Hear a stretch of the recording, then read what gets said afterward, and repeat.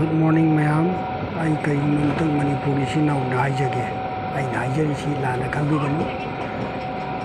Assamgi leibak sidayda aina matan kara layubadayda thong si overbridge si Manipuri overbridge to dum mga sangba tara sangba thong tara mulusan gre handako. Sahi ama ani zayda. Anuga sahi lan hawgingai dagi torokpa moigi saba thong je tara mulusan gre.